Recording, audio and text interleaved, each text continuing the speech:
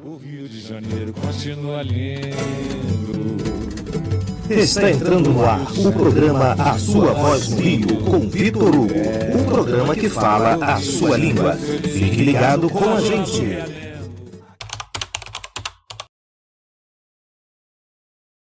Boa noite, queridos ouvintes. Quanto tempo, não é mesmo? Já quero iniciar este ano de 2026 desejando toda a felicidade do mundo, muito sucesso, muita paz, que este ano seja maravilhoso, de muita prosperidade, não é mesmo? Um ano muito abençoado. É isso que a Rádio Tropical Web Brasil deseja a todos os seus ouvintes e que o nosso querido vereador Vitor Hugo também deseja a todos os ouvintes da Rádio Tropical Web Brasil e a todos os seus eleitores. Gente, passamos um período aí de recesso, né? Foi um período assim que deu para bater uma saudade. A gente aqui ficou, né? Mas a gente sabe como é, né? Festa de final de ano, as pessoas precisam se reconectar com a família, tem todo aquele ritual, né? De se afastar um pouquinho do trabalho, de buscar novas energias.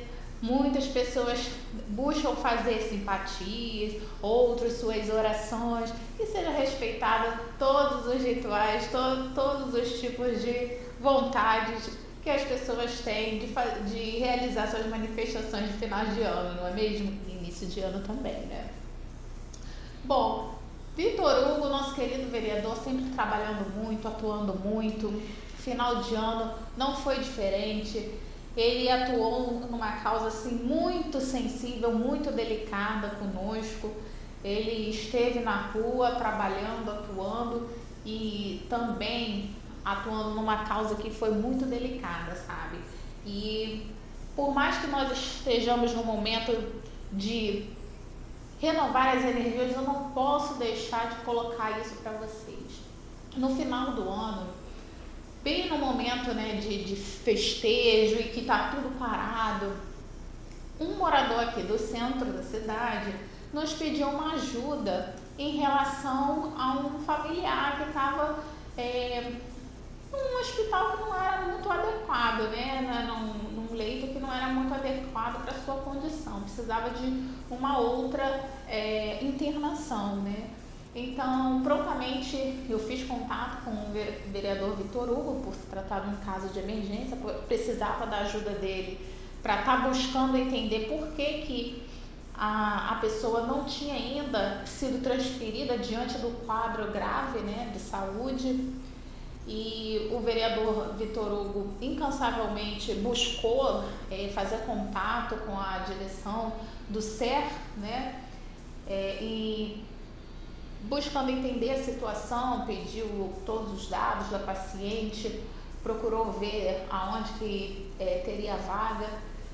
E assim, é impressionante como o vereador Vitor Hugo, ele se dedica mesmo, né? Porque assim, era um momento que estava todo mundo muito atribulado, né? Muita gente preocupada com os festejos de final de ano. E o Vitor Hugo, em nenhum momento, ele largou a nossa mão. Ele largou a mão de quem precisou de ajuda. Até o último momento ele esteve ali, junto comigo, junto com a família, buscando uma transferência para Dona Heloísa. Mas assim, infelizmente, nós sabemos que quando é a hora da pessoa, não tem como, né? Infelizmente, a Dona Heloísa, no dia 30, fez a passagem, ela cumpriu a missão dela, que Deus a tenha. Nós fizemos uma Ave Maria em nome de Dona Heloísa, né? Eu sou católica, como todos já sabem, e dia 31 foi o enterro dela, toda a solidariedade para a família, seu Antônio, o pesar, o filho da Dona Heloísa, Aldo, e o vereador Vitor Hugo a todo momento ali, né, nos 3 últimos dias de vida da Dona Heloísa, mesmo naquele momento conturbado de festejo de final de ano, o vereador Vitor Hugo também com compromissos de atuação na rua, ele esteve ali à distância comigo, buscando ajudá-la, buscando resolver a questão da Dona Heloísa. Então, isso é algo que não pode passar batido, né? Por mais que nós estejamos num momento de muita alegria, de um ano novo, né? Expectativas novas, nós não podemos deixar de sinalizar o quanto o vereador Vitor Hugo foi humano, foi comprometido com o eleitor e com a questão humanitária, né? A questão humana, né? De atender aquele ser humano que precisa, né? Que precisou da sua ajuda. Por mais que ele não tenha conseguido a transferência, né? No caso, não poderia até ter conseguido, mas quando é a hora, não tem jeito, né? O que mais chamou a atenção da família, que a família pontuou, foi o fato de não ter soltado a mão no momento que eles mais precisaram, no momento mais sensível, no momento que estava mais tumultuado, mais difícil, e que eles já haviam tentado ajuda, pedir ajuda a outras pessoas e não tiveram sequer atenção. Então, eles ficaram, né, claro, muito sensibilizados, mas não deixaram de sinalizar a gratidão pela atenção do vereador Vitor Hugo com a causa, e isso não pode deixar de ser colocado. Mas, mudando de assunto, né, para a gente falar de outras coisas também, né, no final de ano também teve assuntos bem produtivos que vai se prolongar para esse novo ano, esse ano de 2026. O vereador Vitor Hugo participou da festa de confraternização da Rádio Tropical Web Brasil, que aconteceu no Hotel Arosa, aqui no centro mesmo, que fica na rua Henrique Valadares, número 150. Foi uma festa linda, maravilhosa, vocês devem ter acompanhado no nosso Instagram, né? E conheceu Renato Bellini, um jovem incrível que desenvolveu o aplicativo chamado Passeio Carioca. Já passou aqui pela entrevista também no Dia da Consciência Negra. Tá até aqui o conflitinho, olha, para quem está acompanhando pela TV, tá aqui. E conta um pouquinho, esse aplicativo, ele é um mapa geolocalizado que conta um pouquinho da história e da cultura da cidade através das construções. É maravilhoso, é gamificado, né? Então serve também como passeio guiado, é excelente como guia como guia turístico, enfim, é incrível. Não tem quem não se apaixone. E a partir dessa conversa, né, de conhecer o trabalho de Roberto Bellini, ele está conversando e dialogando, estamos também, porque eu, como pedagoga, né, professora do município do Rio de Janeiro, também estou participando dessa conversa, e vou dizer para vocês que há alguns projetos a serem encaminhados aí, tá? Para a nossa cidade do Rio de Janeiro, projetos interessantes aí, sabe? Então, olha, fiquem aí no aguardo que em breve teremos aqui uma boa proposta envolvendo o Passeio Carioca, a cidade do Rio de Janeiro e as nossas crianças do município do Rio de Janeiro. Ó, acompanhem, a conversa tá nos bastidores, mas eu já estou soltando para você um spoiler, só para vocês ficarem curiosos. Bom, vamos com uma música muito especial que o nosso convidado de hoje, que é nordestino, como a minha família, Cabra da Peste, é do centro também, já vou apresentar para vocês. Escolheu com muito carinho para os nossos ouvintes apreciarem. Pode colocar a música, Dani, por favor? Alô, ouvintes da Rádio Tropical Web Brasil. O meu nome é Vanessa Navarro, eu sou advogada, eu vivo em Portugal e eu vim aqui oferecer para vocês os nossos serviços advocatícios. Nós trabalhamos ajudando investidores e empresários que queiram trazer a sua empresa para Portugal através do visto Gold. Essas pessoas podem fazer investimento em fundos e nós tratamos de todo o processo para a obtenção do visto Gold, inclusive para a sua família, esposa, filhos que queiram vir viver em Portugal, ou se não quiserem viver, que se quiserem apenas investir em Portugal, na compra de imóveis, na construção, restauração, remodelação de imóveis. O nosso escritório conta com parceria de empresas de engenharia, consultores imobiliários e toda a equipe necessária, inclusive pessoas intermediárias de crédito em bancos, pessoas que podem conseguir financiamento para vocês. Então nós tratamos de todo o processo.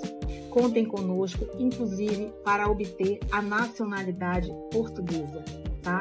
E sigam o nosso perfil no Instagram, LinkedIn e Facebook, VN Advocacia PT.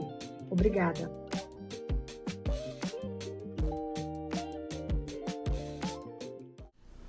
Voltamos. E agora, gente, com muito carinho, eu quero apresentar para vocês uma pessoa muito especial, um convidado que é lá da terrinha da minha família, o Nordeste, ô terra boa, ô terra que eu estou com saudade. Todo janeiro eu estava, né, no Nordeste esse ano, por conta de agenda, né, de trabalho, algumas demandas, eleição também. Eu estou num momento eleitoral, minha candidatura à eleição é agora em fevereiro. Eu não pude viajar, mas meu coração tá aqui no Rio e tá lá no Nordeste também. Ano passado eu estive lá na terra dele, né? Mas eu vou parar de enrolação, que eu sei que vocês já estão curiosos. Era esse o objetivo, deixar vocês bem curiosos, né? E eu vou apresentar para vocês. Ele é empresário, consultor de um dos grandes nomes da história de bancas de jornal do Rio de Janeiro.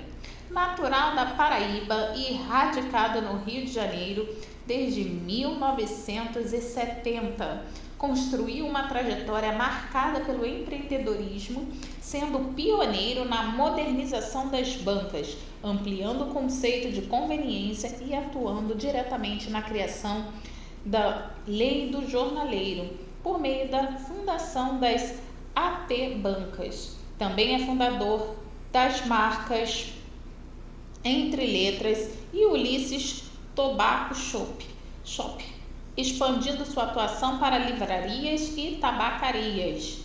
Eu tenho o prazer de apresentar para vocês Carlos Alberto Tavares Daniel. Boa noite, seu Carlos. Boa noite, um prazer estar aqui com vocês para esclarecer o que vocês desejarem, sobretudo falando de banca de jornais. Todo o universo de banca de jornal. Mas antes da gente começar a falar sobre banca de jornal, primeiro a gente quer conhecer o senhor, saber quem é o senhor, Carlos. Paraibano. Sou um paraibano. Arretado? Vim aqui ainda muito jovem. Quantos anos que o senhor chegou 17 aqui? 17 anos. 17 anos? Novinho, né? Veio com a família, veio sozinho? Eu vim sozinho, né? Mas tinha familiares aqui já que me receberam e eu comecei a vida desde então, em 1970. Portanto, agora dia 10 de junho faz 56 anos que aqui estou. 56 anos? Muito tempo. Então já é paraibano e carioca ao mesmo tempo, né? Eu acho que para ser carioca é preciso de amar e respeitar o Rio de Janeiro. Foi quem me deu tudo, foi quem me deu toda a estrutura que eu tenho, foi quem me deu todas as coisas, né? foi quem me deu um casamento com a dona Wanda. Eu tenho hoje Um abraço e um beijo, dona Wanda. 3 filhos, né? O Carlos Filho, a Carla e o Marcos. Um abraço, um beijo, Carla e Marcos. E me deram 5 netos também, né? 5 netos? É. Qual o nome deles? É Sofia, que hoje está na França estudando com 19 anos. O Lucas, que está aqui. A Valentina, a Laura e o Bento, que é o meu filho mais novo. Então essas pessoas são a razão da minha vida.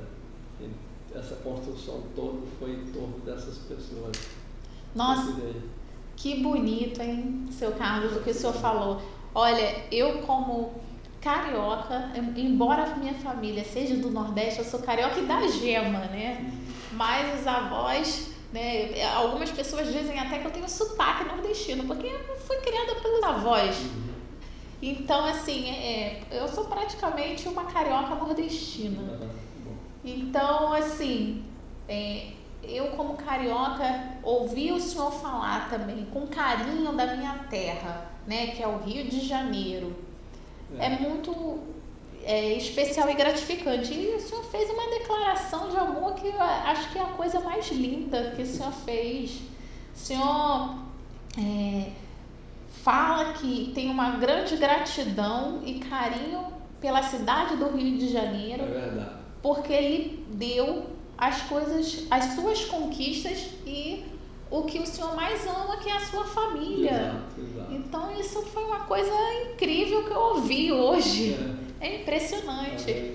É bem parecido com o vereador Vitor Hugo, que é um homem que preza muito pela família. A família é a base, né?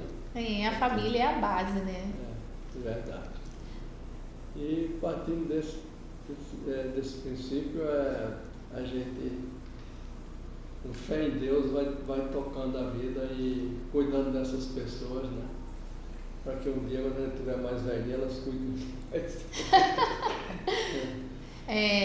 Sempre tem essa expectativa, né? A gente cuida de alguém e espera também que a pessoa tenha o reconhecimento e cuide da gente também, né? Os filhos são cuidados pelos pais e se espera também que na velhice os filhos cuidem também dos pais, né? Que é um momento, é o ciclo da vida, não é mesmo? É verdade. Mas o senhor falou que veio para o Rio de Janeiro com 17 anos. Como é que foi isso? O senhor morava com quem lá na Paraíba? Eu morava com meus pais. Com seus pais? E aqui eu tinha família. Tinha irmãos lá? Eram uns 6 irmãos. 6 irmãos.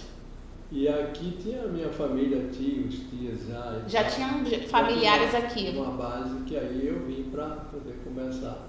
A sua base vivia onde aqui?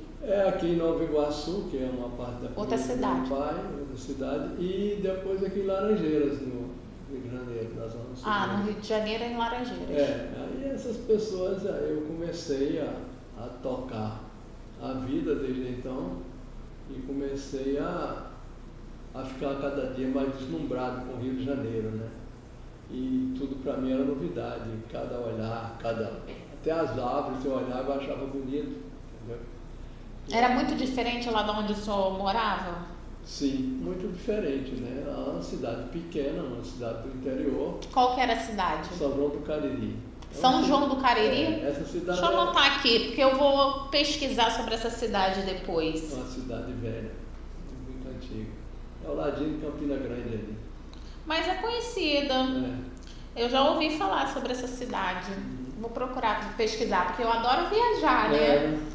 Aí eu fui, assim, a vida para mim não foi um sacrifício, foi tudo muito trabalho, mas foi sempre tudo muito prazeroso, porque assim, eu gosto muito da cidade e cada dia era um novo dia, uma nova conquista e sair desbravando as coisas assim, né? Tá. Mas o que levou o senhor a sair de lá e vir para cá?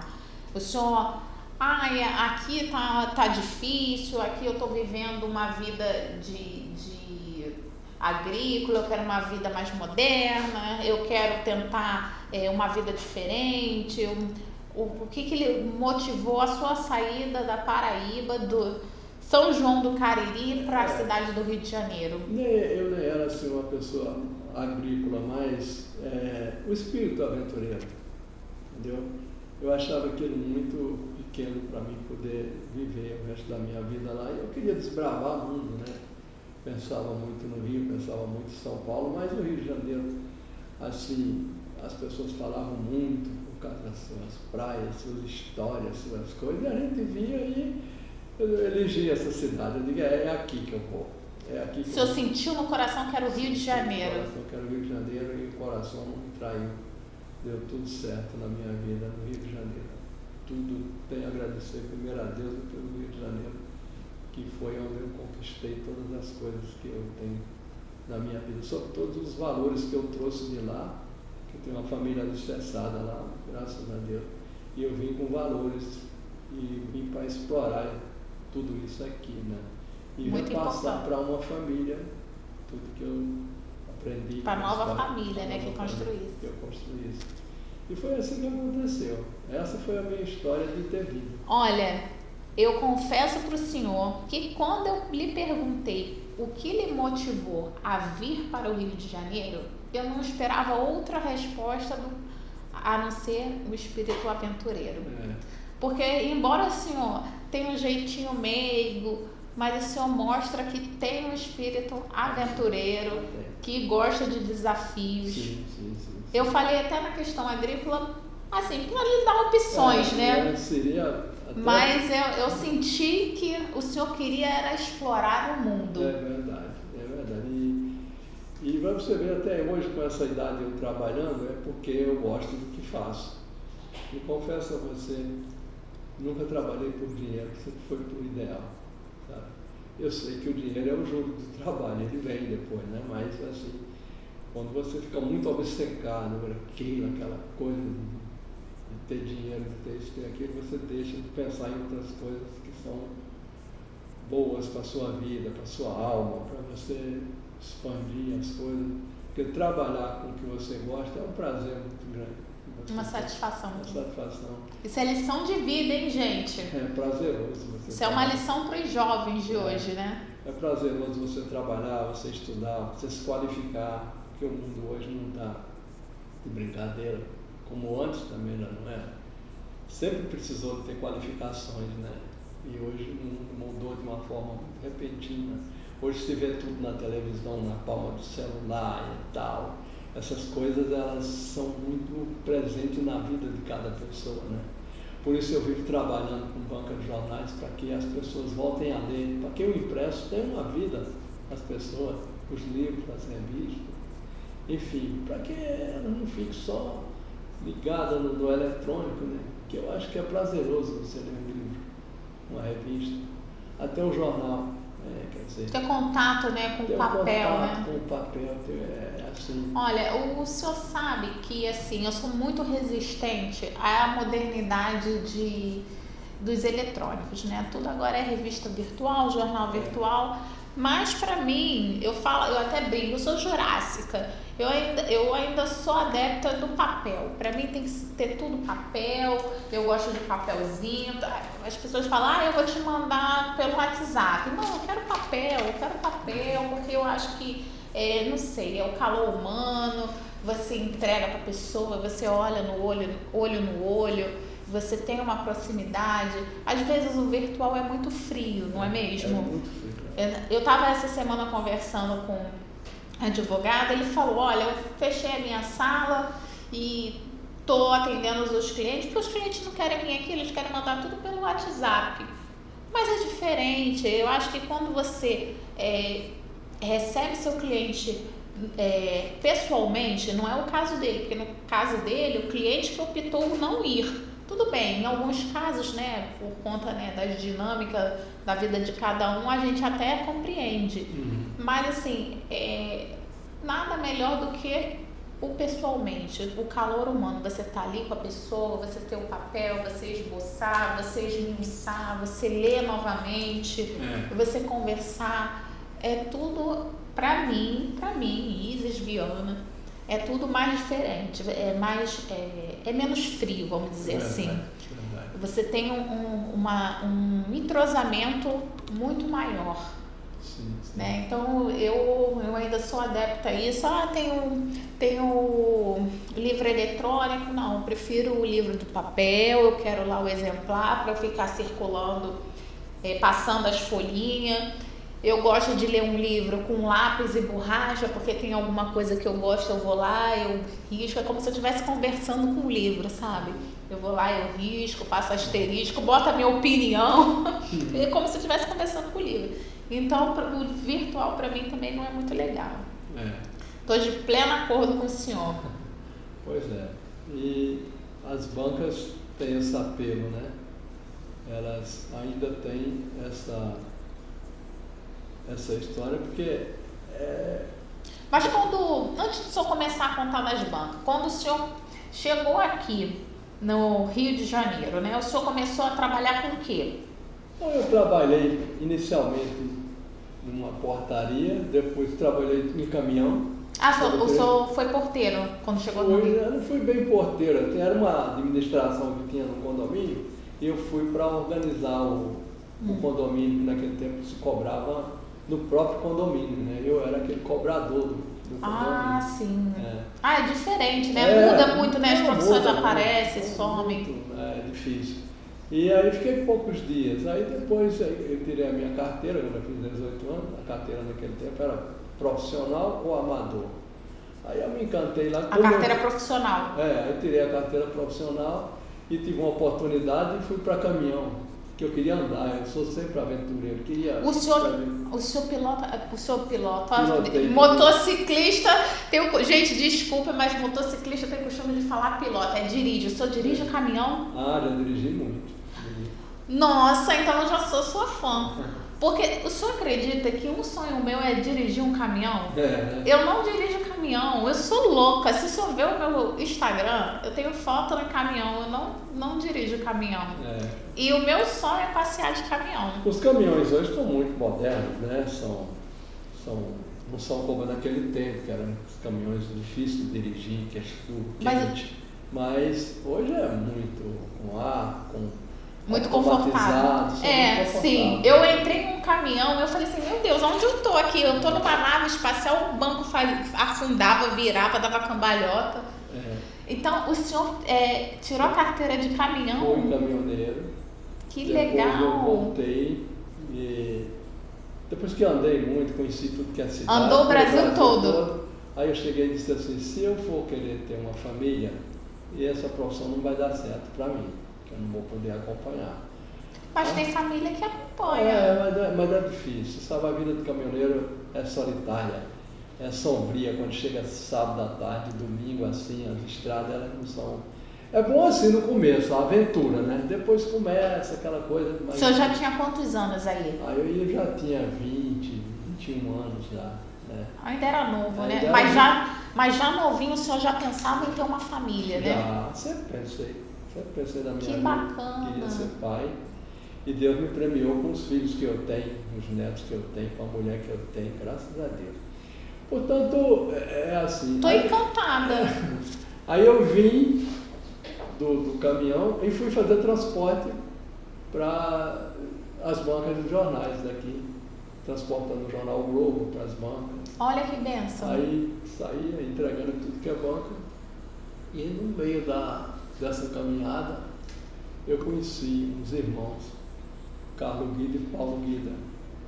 Aí essas duas pessoas nortearam por completo a minha vida. Aí foi aí onde eu me encontrei uns irmãos, umas pessoas que realmente acreditaram em mim, levantaram minha mão. O senhor tinha 21 anos, mais ou menos. Aí eu entrei para essa profissão de bancas, junto com eles, e aí a minha vida começou a ter um sentido melhor em ficar no Rio de Janeiro. Aí eu comecei a botar banca, a fundar banca, e a história é isso aí, tudo que... E nesse período já existiam as bancas de estruturas metálicas, né? Já existiam as bancas de estrutura metálicas, mas também pequenas. Eu acompanhei a estrutura delas aumentadas já. Fomos aumentando já no meu tempo, né? E aí nós, os jornaleiros, fazia o trabalho para as empresas, a gente ia às empresas, pegar a revista, pegar os jornais para levar para as bancas, né? O trabalho que você começava meia-noite, acabava às 6 horas da manhã para entregar nas bancas, depois fazia a administração daquelas bancas, entendeu? É todo um ritual. E aí não tem rotina, é uma coisa muito... acontece muitas coisas durante cada dia que se passa. Né? Olha, eu estou impressionada com muitas coisas que o senhor falou, né? Primeiro, a importância que o senhor fala sobre os valores que o senhor trouxe da família, né? A família é a base de tudo. É verdade. Né? Como o senhor bem colocou, a família é a base de tudo. É ela que passa os valores para o jovem. Tem muita gente que acha que, na escola o problema disso é a educação, sinalizando que é na escola. A escola é um campo que reforça a educação familiar, mas ali é um local para instrução. A educação, né, no campo amplo, global, é a família. É a família. O professor vai complementar, reforçando um bom dia, seja educado, peça dar licença, vá lavar as mãos antes de ir para fazer a sua refeição. Mas é a família que ensina os valores, né? Não mexer no que não é seu, né? Ser respeitoso com o mais velho, ser educado, ser gentil, respeitar o próximo. Então, assim, o senhor coloca muito bem. Eu vim do Nordeste trazendo os valores da família e o senhor colocou a sua preocupação em transmitir os valores para a família que o senhor pensava ainda em construir. Isso é importantíssimo. Então mostra o quanto a educação que a sua família deu foi importante.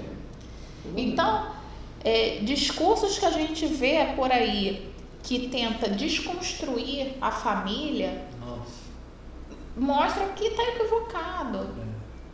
Sabe, eu também sou professora no município, né? Não sei se o senhor sabe, né?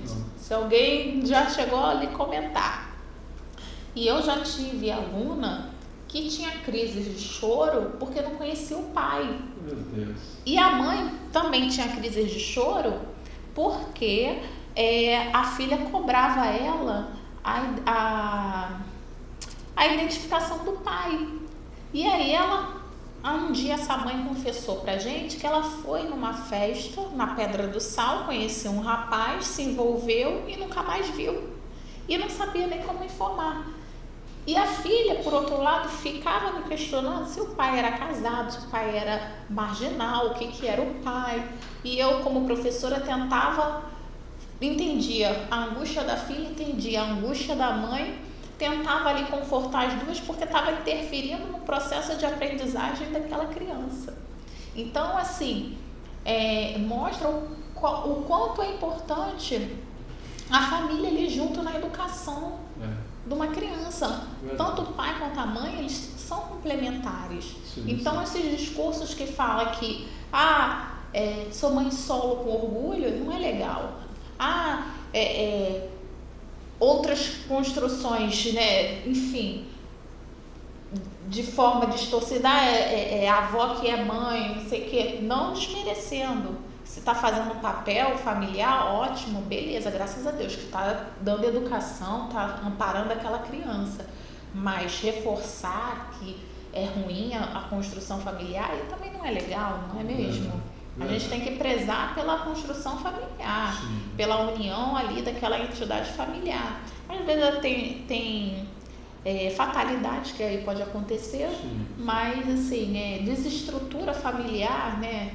Não é legal, não é legal. Isso influencia na educação da criança, do jovem, perde a referência, não é mesmo? Verdade. Em educação, em escola, eu canso de ver isso, né? A mãe não sabe o que o filho fez, o pai não sabe, ora o menino está numa casa, ora está em outra. Numa casa ele recebe uma orientação, na outra casa recebe outra, então ele não sabe qual caminho seguir.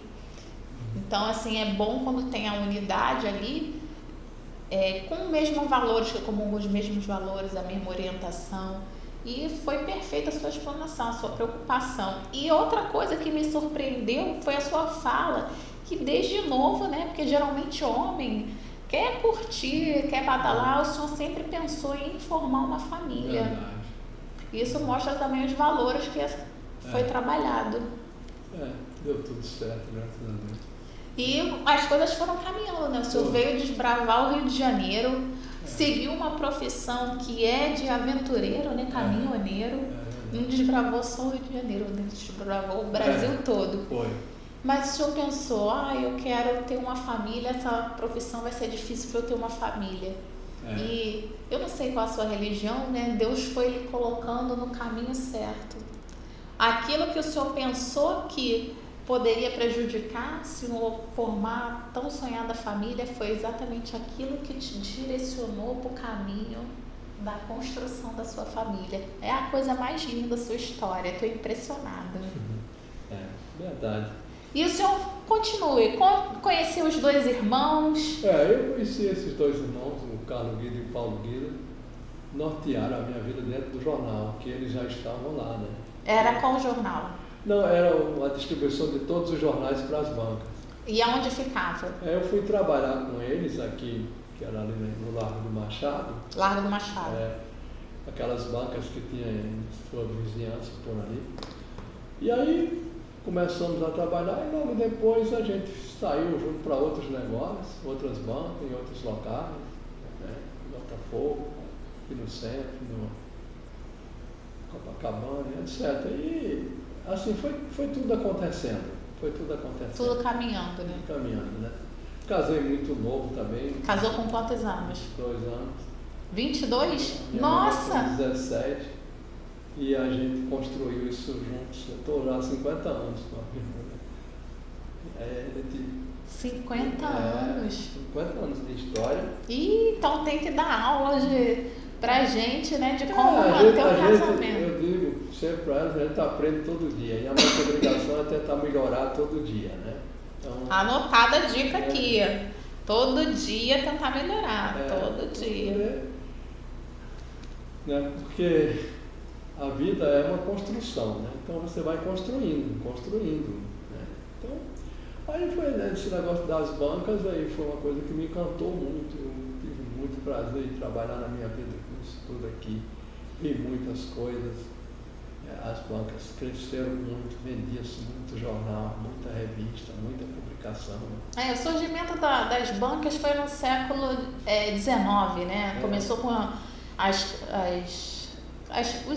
os caixotes, né, de madeira e foi evoluindo para as estruturas metálicas. A história de banca de jornal, com o avanço da imprensa. Veio muito assim, tipo, os italianos que migraram, sobretudo do sul da Itália, eles vieram para cá e uma coisa mais fácil deles trabalhar, um ia chamando o outro, porque com a comunicação, a venda de publicações, a venda de banco, eles trabalhavam entregando, porta a porta, depois botavam uma bancada, tipo um caixote. A primeira banca de jornal começou ali atrás do Copacabana Palace. Por isso que o nome é esse, né? Banca. Bancas é porque o nome desse camarada que começou lá em 1906, o nome dele era La Banca. Aí ficou banca. Combinou. Associado, né? Uhum. E aí as pessoas vendiam jornais e pagavam, eles saíam para a rua para vender. E a história da imigração italiana era uma história muito bonita. Eles trabalhavam na confiança, onde tinha uma pessoa que ele comandava os outros e eles traziam o dinheiro, entregavam a ele, eles faziam os pagamentos para as empresas, né? Chamava de capataz, é um nome que eu até nem gosto muito, né? Preciso chamar de parceria, né? Mas aí eles tinham essa parceria entre si, um ia chamando o outro e era no fio do bigode. E o italiano muito trabalhador e desbravou o Rio de Janeiro nisso aí. Eu, quando cheguei na década de 70, era difícil o nordestino trabalhar com banco, né? Por isso que eu digo que esses dois irmãos pegaram na minha mão. Mas por que era difícil o nordestino trabalhar com banco? Porque eles iam para outras profissões, não se davam muito bem, né? Trabalhava aqueles que não tinham assim, muita condição intelectual, ia para negócio de obras e outros para portarias, e quem tinha mais condição procurava outras escritórios, outras coisas para trabalhar, né? E as bancas foi uma coisa que você estava ali. Eu me lembro que eu era louco por uma revista que chamava Quatro Rodas. Eu sempre gostei muito de carro, né? E aí, porra, a chegava no final do mês, era ruim de comprar. Quando eu fui para a banca, eu digo, agora eu vou ler Quatro Rodas, eleições, Texas. Tinha um livro de bolsa que chamava ZZ7, 700Z, FBI. Aí eu lia aquilo tudo. Para mim, eu queria que o dia não acabasse, para me ficar lendo, entrando na banca, assim, quando eu li. Logo no começo eu fiquei assim um pouco em banca também, depois aí não pude mais ficar, porque aí fui trabalhar na administração, em distribuição e tal. E eu vi muito isso crescer, vi quando o Papa veio, vendeu-se demais, Plano Real, foi uma loucura de vender jornais e revistas. Então depois aí veio essa queda, né, que mudou da sobrevivência para conveniência, né? Hoje as bancas têm que ter conveniência. E quem soube fazer a coisa de maneira correta, se deu bem. Hoje elas existem, estão trabalhando. Nós hoje temos uma lei que rege o negócio de banca de jornais, que antes era um decreto. Tem um jovem, um cara que era muito meu amigo na infância também, que era italiano também, um parente aí do Carlos Guido Português, chama-se Santino Serrato. Ele é advogado. E ele, no começo da carreira, ficou sempre entendendo tudo de banca. Quando chegou um determinado momento, ele fez a apresentação da lei para a banca de jornal, para o César Maia. César Maia abraçou de coração isso aí. E não mudou uma vírgula daquilo que ele tinha escrito. E aí eu digo todos os dias da minha vida, eu tenho que rezar sempre com o Pai Nosso, para o Dr. Santino, para o César Maia, que foi quem deu essa lei de banca de jornais para a gente. Essas pessoas foram fundamentais. O vereador Alexandre Cerruti, o Luiz César de Miranda, essas pessoas foram o começo para ter essa lei em 2002. De lá para cá a gente teve um pouco mais de sossego com isso. Teve alguns prefeitos que foram meio complicadinhos, com o Conde, Crivella e tal, mas esse que aí está, o Eduardo Paes, ele gosta de banca, ele gosta do vinho, sabe? Ele só quer a coisa ordenada, é que eu digo para meus colegas de banca todos os dias. Vamos cuidar das bancas, deixar elas limpas, claras, vender o que pode, que aí o poder público vai ficar tranquilo. A gente não pode fazer coisas que realmente está errado. Vender de qualquer jeito, não atender bem. Eu ainda sou daqueles que acham que as bancas de jornais, elas podiam atender melhor, atender bem, dar informações, entendeu? Fazer as coisas de acordo, cuidar da sua vizinhança ali para ter muita limpeza, se tiver um coletor de lixo, cuidar daquilo ali, cuidar das coisas, porque é tão bonito ver uma banca. Eu me lembro que ainda no começo que tinha banca ali no Canecão, eu botava banco para as senhoras sentar quando vinha da igreja, da Santa Terezinha, elas vinham. Como é que é a história? Ela, diga assim, eu botava os bancos Aonde? perto da banca, encostado da banca, né? Que a banca é sempre um lugar onde as pessoas se protegem de chuva, de algum roubo, de alguma coisa. Aí eu botava uns banquinhos aqui, que aquelas senhoras, elas iam para a missa, quando elas voltavam, ia meio cansadinha, já a senhora com a idade, aí ela sentava na banca um pouquinho, comprava as palavras cruzadas, ficava ali, batia papo, falava de tudo, falava de neto, falava de filho, falava de tudo. Essa relação com o cliente é encantadora, é a coisa melhor que tem para a gente poder trabalhar, né? E eu fazia muito isso, né? Como eu digo assim, com meus colegas, que às vezes eu vejo alguns exageros, que reclamam às vezes de banco, que o poder público também às vezes reclama. Esse prefeito que está aí, ele é muito bom. Ele quer só a coisa ordenada. Não tem nem tipo de perseguição. Está tudo certo para ele, está tudo bem. Entendeu? Aí eu digo, vamos aproveitar isso para ficar certo. Vamos ter nossa licença em dia, nosso espaço de acordo, a limpeza, o atendimento, a gentileza no atendimento. Você fazendo isso, você melhora sempre. É muito importante seguir, né, as leis da cidade, né? Independente do prefeito que tiver, se você estiver fazendo o que é certo, seguindo o que é correto, você não vai ter problema, não é mesmo? Então, assim, a questão das bancas, enfim, Foi um tempo, né, muito bom, né, de muitos exemplares, eu peguei esse tempo. Fazer as coleções? Eu tive um padrasto que trabalhou em banca de jornal também. Ah, é? Sim, Que bom. sim, trabalhou em banca de jornal. E uma sobrinha dele também, que era como se fosse uma prima, que trabalhou no jornal. Então eu tenho um pouquinho também, né, de lembranças, né, da época de banca.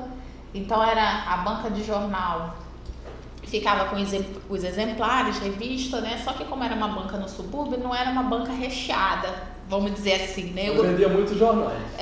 Eu gostava das bancas mais da Zona Sul, que eu falava que era mais recheada, que tinha as revistas bonitas, a revista voltada para o público infanto-juvenil. E a da Zona Norte não era muito assim, né? Era mais jornais, como o senhor bem colocou.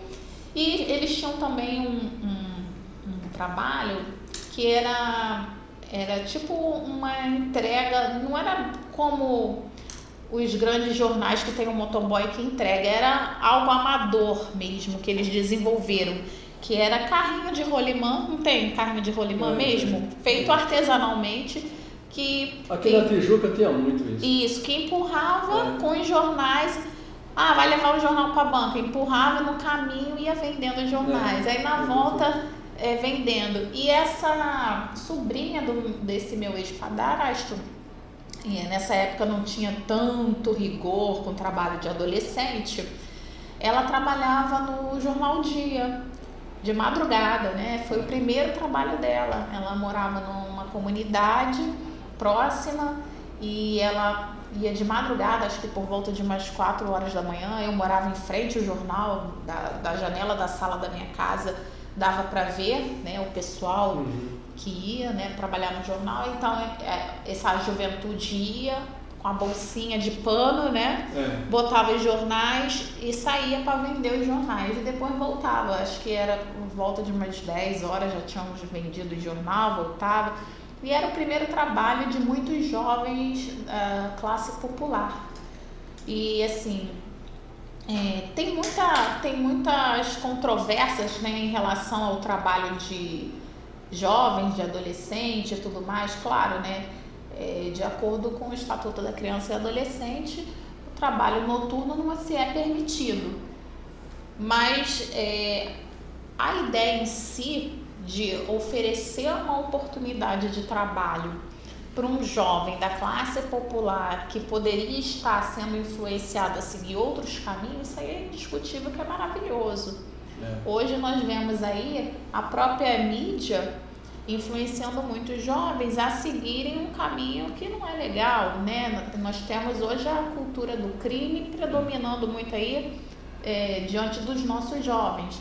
E isso até é um dos motivos da gente estar, né, conversando com o vereador Vitor Hugo sobre o aplicativo Passeio Carioca, porque é um trabalho assim bem bacana, que fala sobre a história e cultura da cidade, é gamificado, que os jovens hoje é todo conectado. Então é uma outra forma de combater a cultura do crime que está influenciando os nossos jovens de uma maneira negativa. E nessa época também tinha muito material assim para os jovens, né?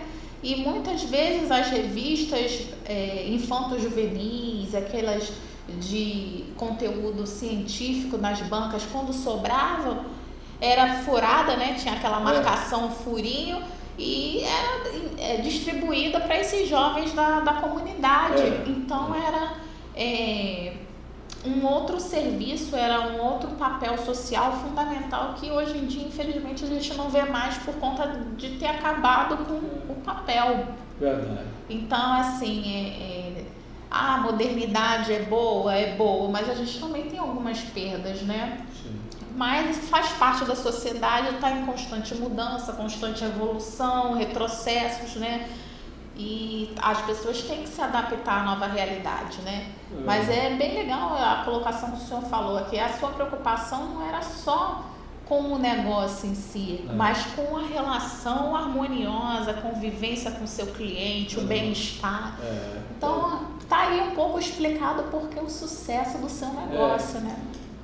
Aqui a gente tinha até vontade, cheguei a ter um projeto uma vez, que eu queria, junto à Cúria Metropolitana, fazer um tipo de trabalho para jovens, né? Queria que eles ficassem 4 horas laborando para aprender alguma coisa, porque eles iam aprender a trabalhar em banco, mas iam sair de banco e ia para qualquer outra coisa, para lanchonete, para McDonald's, para onde quisesse ir, né? E na ocasião o Jornal do Brasil incentivava muito esse tipo de coisa. E eu arrumei com eles para que o jovem precisava de estar matriculado na rede pública e a gente ia fornecer para esse jovem um jornal por dia, uma revista por semana e um livro por mês, para ele ler e deixar para mais alguém lá na comunidade dele, para ele poder ler. Esse era um projeto social do senhor?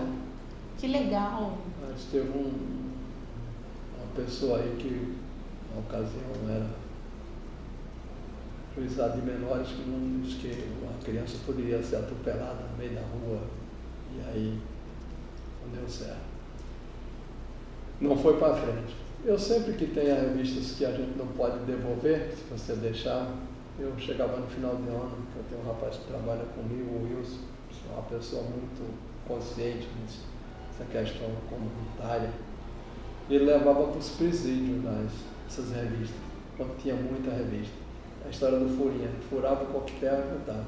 Porque a gente imagina uma pessoa encarcerada, ele vai ficar ali olhando para a parede 24 horas por dia. Pensando bobagem. Se ele tiver uma revista, uma coisa, é um cérebro que não fala, mas ele está ali.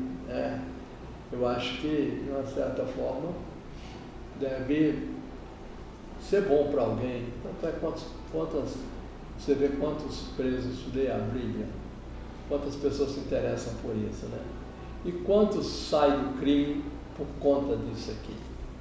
Como a religião também é importante junto a essas pessoas. Que não é. Tem pessoas que se regeneram, que vêm para a vida e seguem. São casos e casos, né? Eu acredito que tem, assim, a questão da influência do meio, né? Claro. Você foi criado naquele meio, você tem aquelas referências e você acaba seguindo aqueles padrões, que nem o senhor falou. Eu tive ensinamentos de bons valores. Se fosse o contrário, se ensinassem coisa errada, poderia o senhor ter, né, aprendido coisa errada e ter passado para sua família coisas erradas, mas não foi o caso, graças a Deus. Graças a Deus. O meu pai tinha uma frase dele. Mas também há a questão do caráter. Aí nesse caso aí já é mais difícil. Aí não tem o que mudar, né? Mas para os casos que é questão de influência, que a pessoa não é questão de caráter, a pessoa, né, foi se influenciando por companhias, foi se influenciando por facilidades, ou caiu em tentação e sim caiu no caminho errado, aí sim, aí pode ser que tenha como, né, reverter a situação e a pessoa se regenerar, né? Ampliar os horizontes, não é mesmo? Voltando para a família, tudo é a base, né? Quando o pai de família chega e diz assim, vão à missa e fica tomando cerveja, não dá certo. Tem que dar o exemplo também. Melhor dizer assim, vamos à missa, né? Aí é diferente. Ou vamos ao culto, ou vamos aonde quer que seja, né? O importante é ir e a pessoa ter aquele momento ali com a família, com tudo. Enfim, são casos e casos, né? Mas eu digo assim, se a gente pode fazer alguma coisa pro lado bom, para melhorar as coisas, vamos fazer, né? Não, com certeza. Eu acho o seguinte, o senhor está certíssimo. Nós temos que fazer a nossa parte. Se a gente vê uma pessoa que precisa de uma segunda chance, né? Que a gente pode ali tentar recuperar aquela alma, falando assim, né, dessa forma, a gente tem que buscar, né? A gente tem que buscar incentivar que as pessoas mudem. né? Porque também a gente não vai, a gente não precisa buscar melhorar quem já está andando certo, né? A gente tem que buscar melhorar quem está andando errado. E sem dúvida, faz toda a diferença. A pessoa está lá, em cárcere, ao invés de ficar só pensando besteira, de repente desenvolvendo um sentimento de revolta, né? Saindo pior do que entrou, tem que ter realmente outras possibilidades da pessoa refletir e falar assim, não, tem outras possibilidades, outros caminhos de seguir que não o que eu estava. Tem um caminho muito melhor. Esse caminho que eu estava não é legal. Realmente eu preciso mudar, eu preciso seguir esse caminho. E nada melhor do que a leitura de mundo através de revistas, jornais, para estar ampliando os horizontes. Eu, há pouco tempo, estive numa unidade, né, da rede pública, e que eu via que muitos jovens eram muito limitados àquele mundinho, né? Era só música de crime, é o trem do ódio, e palavrão, e isso e aquilo. E assim, trouxe pessoas para apresentar algo diferenciado para eles, que é o que eu costumo até falar em reuniões pedagógicas com educadores, para você apresentar para uma criança, para um jovem, aquilo que ele já tem acesso na comunidade, você não está fazendo diferença na vida dele. Não. Nada contra o funk, né? Até porque sempre que toca um funk tem um bicho que balança, né? É uma música que tem um ritmo de balanço, de empolgação, principalmente para os jovens. A pessoa que está mais velha já prefere uma coisa mais tranquila, mas jovem adora. Mas você tem que mostrar para aquele jovem, ainda mais da classe popular, outras possibilidades. Às vezes ele não tem acesso àquilo, mas não é porque ele não tem acesso que você não vai mostrar. Pelo contrário, é aí que você tem que mostrar, para ele querer, como o senhor fala, desbravar. Se você não mostra algo além do horizonte dele, por que ele vai querer se esforçar para sair daquela zona de conforto? Mas assim, ele começa com as escolas. Eu não poderia falar muito a respeito disso, que eu não gosto de falar muito de as coisas de política, sobretudo cada um tem suas simpatias, suas coisas, né?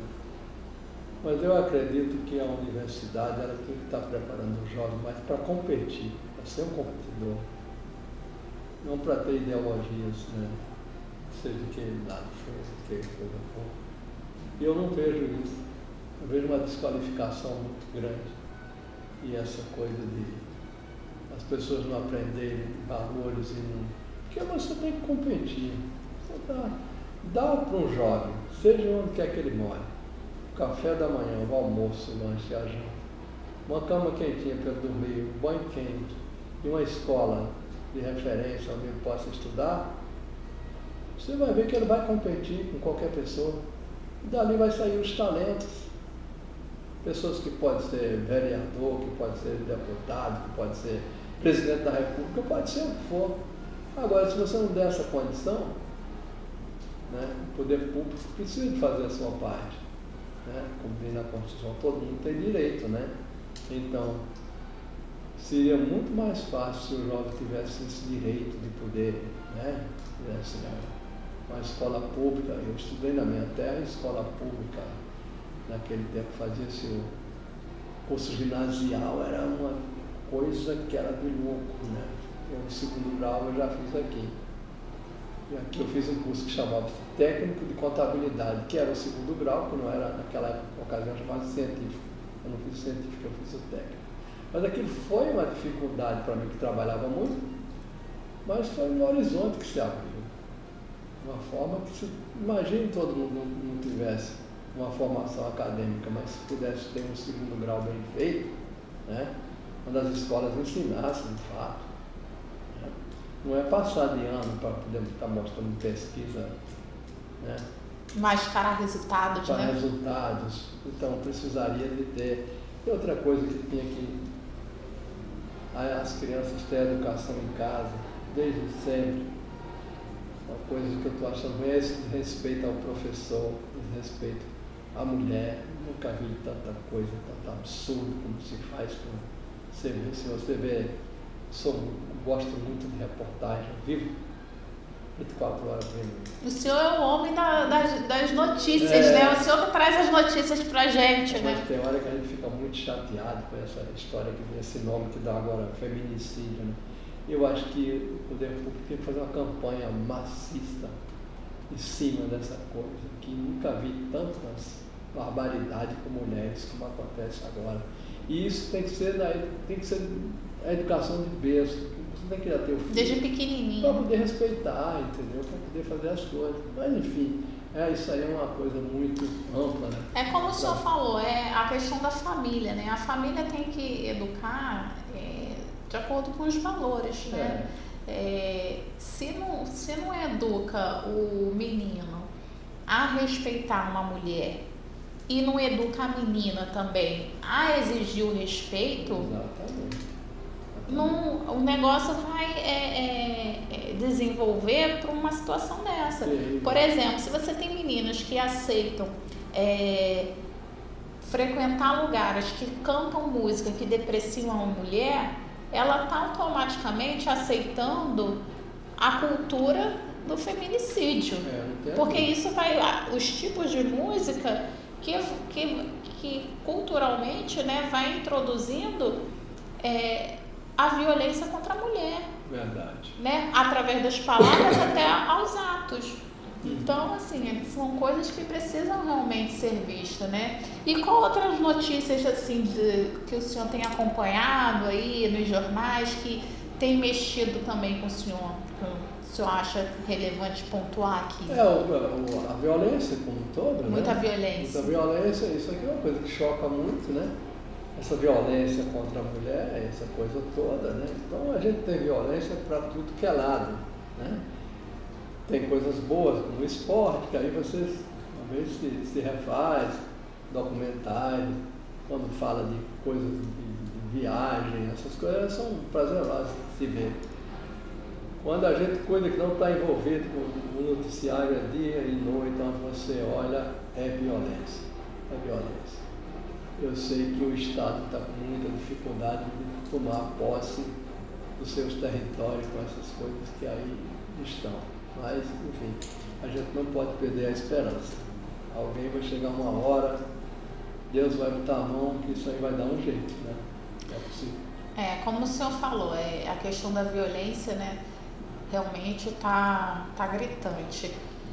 Mas, voltando de novo naquilo que o senhor colocou, a família. Quando você tem políticas públicas que não valorizam a família, que pelo contrário, não só políticas públicas, né? A cultura, nós temos também muitos veículos de cultura, né? De imprensa, que, vamos dizer, que vão contra a família, né? Que coloca como valor o filho ou a filha ser contrário às orientações do pai e da mãe, né? E isso aí não pode ser visto legal. É claro, né? Não é determinante. É óbvio, né, que tem pai e tem mãe que não são, né, referências. Não. Isso aí a gente também, né? Também sabe que tem, às vezes, filhos que parece que são mais pai e mãe do que os próprios pais. A senhora, como professora, sabe disso, né? Sei. E vou até lhe contar um caso. Esse ano que passou, uma aluna, irmã de um aluno meu, eu tinha um aluno autista, e a irmã dele, que era de outra turma, veio falar comigo: tia, minha mãe tá grávida de novo. É o 5º filho. Eu já falei com a minha mãe e com o meu pai para parar de fazer filho, porque a gente tem o meu irmão que é autista, que dá muito trabalho pra gente, porque no final quem tomava conta dos menores era ela e a irmã. Então, ou seja, As filhas é que eram responsáveis, o pai e a mãe era que nem se fosse filhos dos filhos. Então, assim, é tudo muito relativo, né? Mas tem que ser trabalhado as coisas desde pequenininho. Aí a escola, como o senhor falou, a educação vai complementar na formação do jovem. Eu acho que não pode ser aceito, porque é pobre, pode fazer o que quiser. Muitas coisas são colocadas em relação a crime. Roubou porque é pobre, roubou porque queria tomar uma cervejinha. Como admissível, e não pode ser admissível, entendeu? Tá errado, como o senhor colocou, banca de jornal, tem que andar nos conformes, a regra não é essa, então vamos seguir com essa regra, igual eu sou motociclista, tem que andar de capacete? Vamos andar de capacete, não é essa a regra? Então a sociedade tem regras. Por que tem regras? Justamente para ter uma convivência harmoniosa. Se as pessoas, todo mundo quiser burlar a regra, acontece a balbúrdia que tem hoje em dia, que acaba virando o quê? Uma grande violência. E aí vai parar nos jornais que o senhor vende, né? Vai. Mas e as bancas de jornais? Aqui no centro tem muita história de invasão de loja. Banca de jornal também sofre muito com isso? Banca de jornal sofre muito com arrombamento à noite. Porque a cidade do Rio de Janeiro, hoje, ela morreu para a banca de jornal e para todos os comércios, né? Então, tem alguma coisinha na Rio Branco, algumas travessais por ali e tal, mas, assim, eu vejo que essa administração está se preocupando em querer revitalizar o centro da cidade, né? Porque é uma covardia você ver o Rio de Janeiro se acabando pelo centro da maneira que você vê. O centro da cidade hoje é um centro que você tem trem, você tem metrô, você tem VLT, você tem barca, você tem um aeroporto dentro da cidade. Como é que pode? Todos os modais. Como toda grande cidade, como Roma, Madrid, essas coisas, as cidades revitalizadas, não chega aos pés do Rio de Janeiro, sabe? E elas são revitalizadas. Ela tem moradia, tem comércio, tem vida no centro da cidade. Você vê Roma, é uma cidade que tem vida, né? Dia e noite você vê o centro ali revitalizado. Hoje você passa ali no centro, não dá medo. Você chega hoje, 8 horas da noite, você vai ali na 1º de março. Você não tem coragem de andar sozinha por lá essa hora, porque você vê que é muito perigoso. Então as bancas são muito reforçadas, bota-se tranca de tudo que é jeito. Aí tem um morador de rua que ele vem, ele quer arrumar. Estão roubando hoje, você vê, trava de banca, ferro para vender, fio. Por causa dos fios, velho. Eles vendem os fios, roubam os fios. Então você tem aqui, quando você tem ali no edifício central, tem banca ali do lado, uma banca do lado da outra, porque quando o Rio de Janeiro teve essa revitalização, ainda no governo do Conde, depois agora veio o VLT, as bancas foram muito para cima umas das outras dentro das travessais. Então, ficou muito cheio de banca e não tem nem... Você vê ali a rua São José, uma banca em cima da outra, não tem cliente. Público. Não tem, né? Aí as pessoas apelam, aí começa a vender coisas que não tem que vender, começa a guardar coisas do camelô. O camelô ali do lado do edifício central, ele não deixa as pessoas entrarem na banca. Porque a banca, se você pensar bem, era uma coisa que daria até para combater um pouco esse comércio ilegal, né? Porque você vende tudo certinho, você vende a bala com nota, a Coca-Cola, a Souza Cruz, todas as empresas vendem tudo direitinho. Tem nota fiscal, tudo, sabe da origem, a qualidade. Agora você veja bem, o camarada está vendendo ali 3 sonhos de valsa por R$1. Estranho. Você vê, quando você compra direto uma casa especializada, custa 54 centavos. Como é que você vende 3 por R$1? Vendendo já. E o imposto e tudo. Então, mercadoria de origem duvidosa, essas coisas, vem, entendeu? Aparece na cidade por causa dessa violência, né? Você veja bem. E mais a falta de fiscalização, Porque prevaricação do poder público. Eu acho que a prefeitura não tem essa condição. Também não tem um aparato, não tem um material certo para poder combater. Eu fiquei sabendo que a Garoto é de Vitória, do Espírito Santo. E eles falam que toda semana roubam um caminhão desse bombom Garoto. Isso é um absurdo. Como é que a empresa pode aguentar? Como é que as pessoas podem conviver com isso? Não tem jeito um negócio desse para dar certo. Então, Deus tem que ter misericórdia do Rio de Janeiro para acabar um pouco com essa violência, esse roubo de carga, essas cargas ilegais dessas pessoas. Que é tão bom, tem tanta oportunidade para a pessoa trabalhar direito. O senhor colocou 2 pontos aí também muito importantes. O senhor coloca que as bancas de jornais que acabaram se transformando, se adaptando em conveniência, seriam uma alternativa para combater o comércio ilegal, que é o comércio que não gera lucro para o município, não tem arrecadação, e também combater a receptação que acontece oriundos do crime de roubo de carga. E outra situação que o senhor coloca também, que é muito interessante a gente refletir, é sobre esse esvaziamento do centro, acabar levando muitos jornaleiros, posso chamar assim, Sim.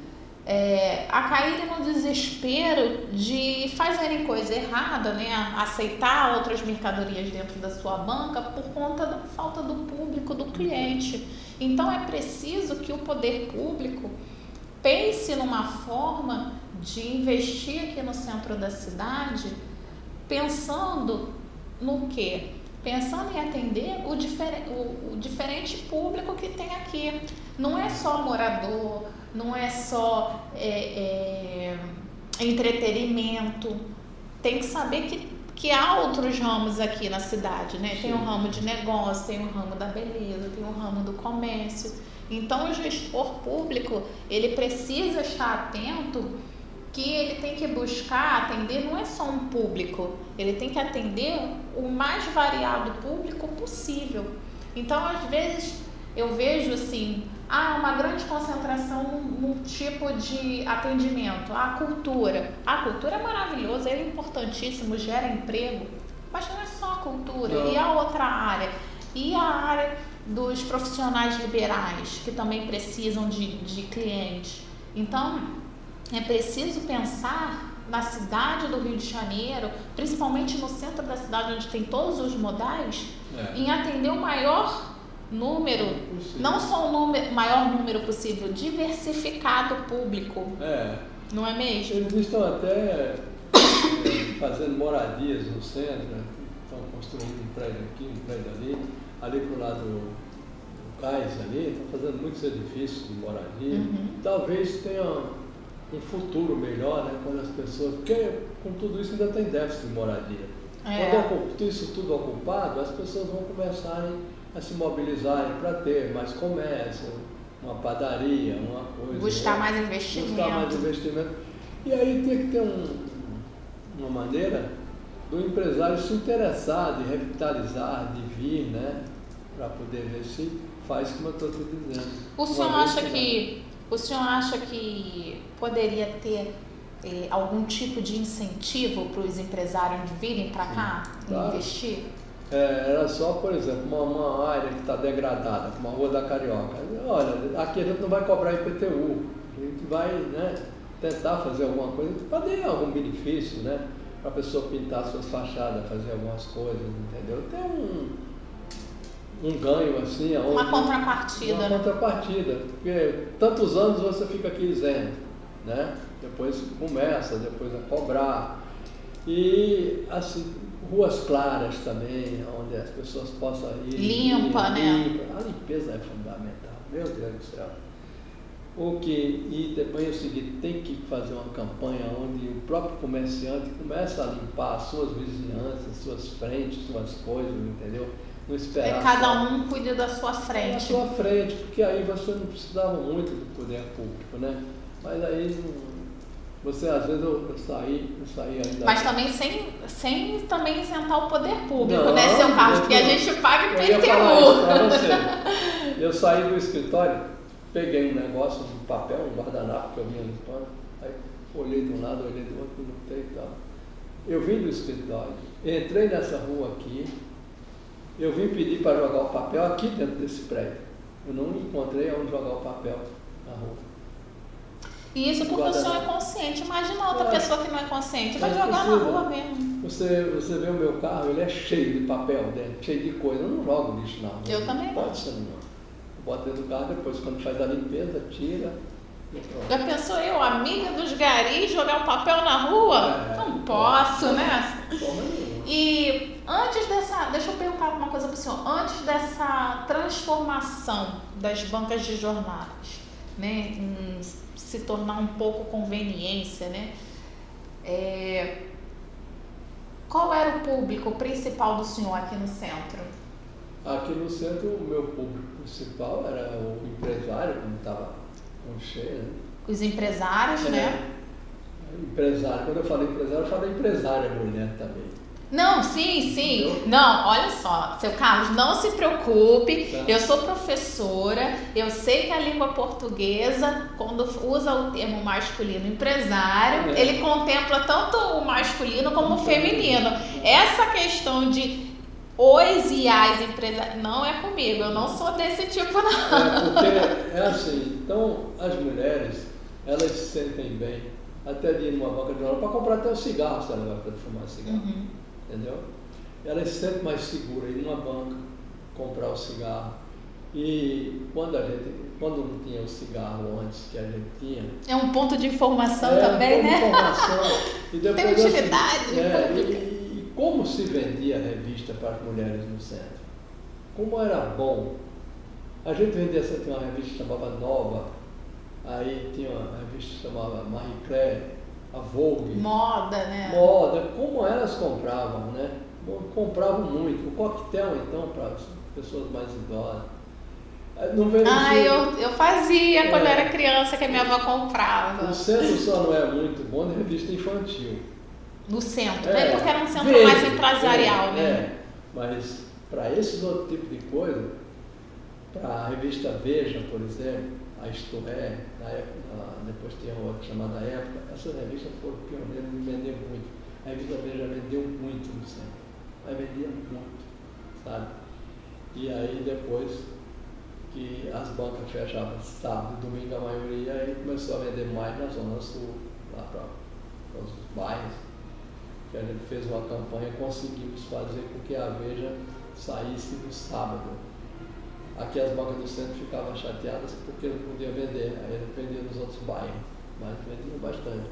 Então vendia-se muita publicação, muitos colecionáveis, vendia bastante. Era um volume de trabalho muito grande. Esse trabalho da madrugada era mais por conta dessa logística, para poder chegar às 6 horas da manhã, você tinha que estar com a banca já arrumada e pronta, com o jornal e a revista lá. Às vezes você saía o trabalho era mais de madrugada, né? Só de madrugada. Você saía de casa meia-noite, corria as redações e levava as publicações para dentro da banca. Às vezes tinha um atraso, o jornal atrasava porque aconteceu uma coisa, aí não rodava, a gente esperava. Quando você chegava às 6h15 na banca, aí sempre tinha um senhorzinho daquele que dizia: dormiu mais que a cama, né, jornaleiro? Ai, que legal! Como que é? Dormiu mais que a cama, né, jornaleiro? Porque abria um pouco mais tarde, né?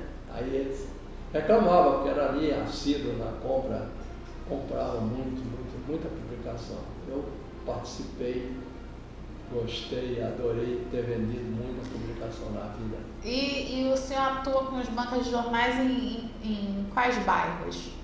Aqui no centro, Botafogo, Copacabana, Leblon, Ipanema.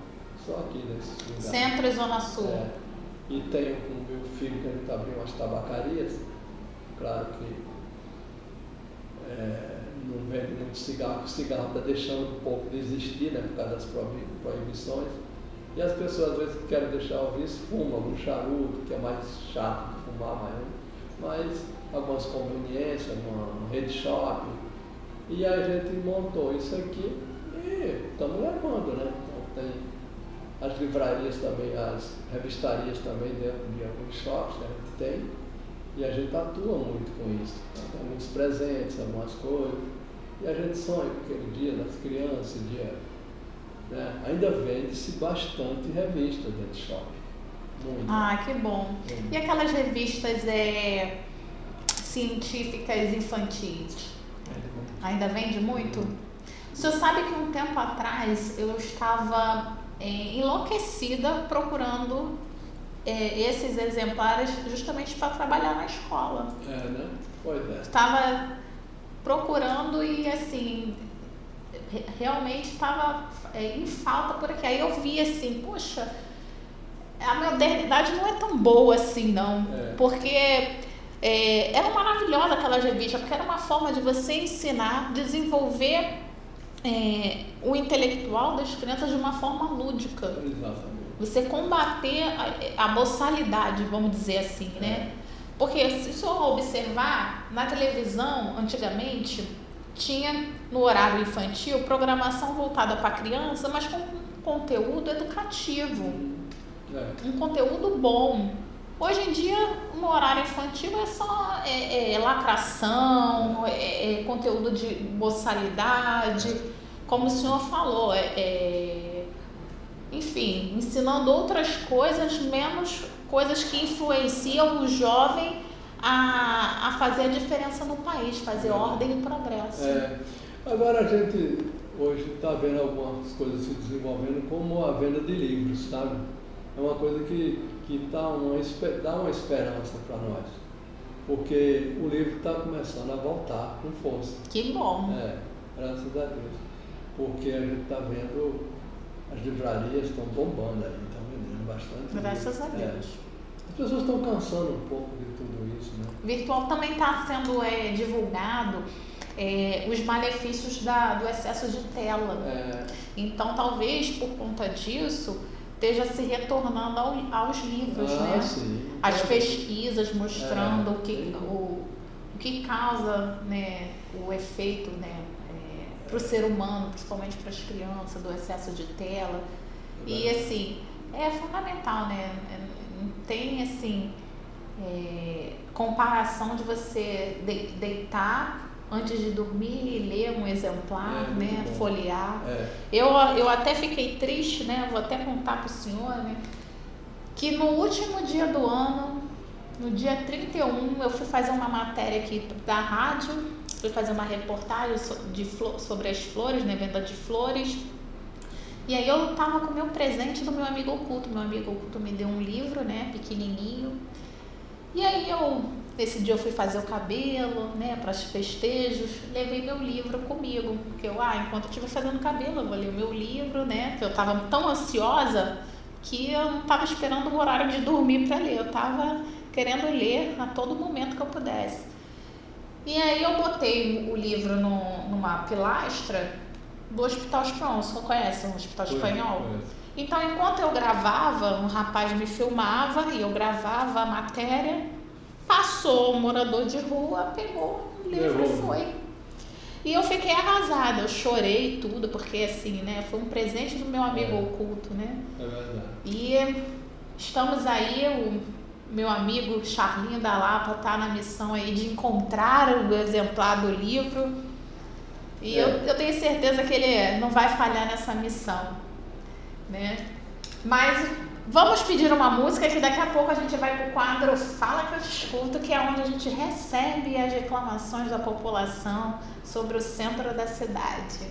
Dani, vamos colocar a música do nosso querido amigo Gari, Donizete, que pediu Quem é Esse?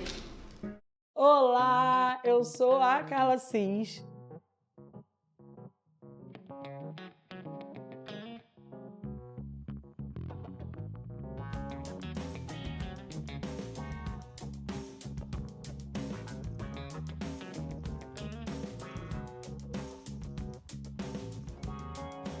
A responsável empreendedora por esse espaço, que aparentemente está começando agora, mas eu já comecei essa profissão há algum tempo atrás, alguns anos atrás, na verdade, quando eu desisti da minha profissão de enfermagem, de gestora ambiental e comecei a empreender na estética, fazendo atendimento em domicílios e comecei com um espaço depois pequenininho, quando entrou a pandemia, logo depois um pouquinho maior e hoje eu estou nesse espaço oferecendo vários outros serviços.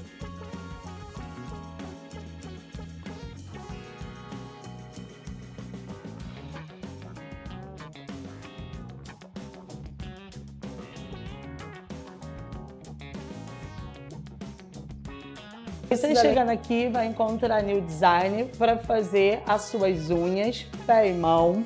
Aqui também vai ter o serviço de depilação, alguns dias com a parceria com a Rosângela, outros dias vocês vão estar comigo também para essa depilação. E você vai estar comigo para fazer o seu tratamento corporal e facial. Então sejam bem-vindos ao Estúdio Estética Carla Cis.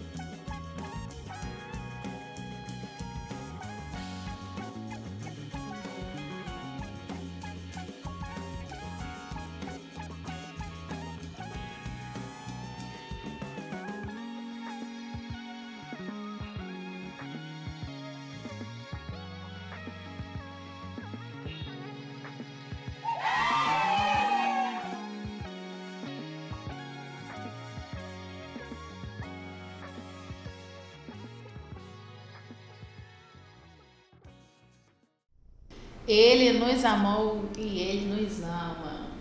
Agora, gente, é a hora do fala que eu te escuto. É a hora que o povo tem a voz. Dani, coloca pra gente aí as demandas da nossa população aí, para o nosso público ouvir. Olá, pessoal. Eu sou moradora aqui do centro do Rio e eu gostaria de fazer uma reclamação a respeito do serviço da Light. Eles vieram aqui na semana um pouco antes do Natal, resolveram um problema, não sei, dizem que era troca de fiação, mas depois que acabou, eles simplesmente deixaram, eles fizeram muitos furos no chão, etc, e depois eles tamparam tudo certinho, porém uma parte ficou totalmente aberta do chão, da pista, da rua, fazendo o buraco cada vez sendo maior, né, porque foi se dissolvendo ali o que eles colocaram.